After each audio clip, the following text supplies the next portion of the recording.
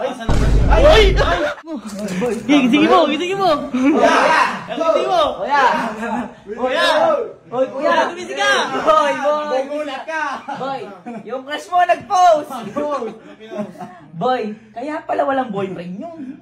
Bakit ba? Tutulog ako. Eh boy, ang gusto palang makatuluyan na gusto na yung mapapangasawa na yun. Oo, boy! Oo. Kung baga yung ready na niyang pakasalan. Kung laging handa. Oo, laging handa, par. Ay, sana ba siya? Uy! Ano ba yan? Boy! Grabe! Ba't nandang-handa ka? Tayin ko na siya ngayon na una. Boy! Wala! Nag-post lang! Nag-post lang, boy! Panda kasi ako sa mga ganyan. Grabe ka naman. Boy!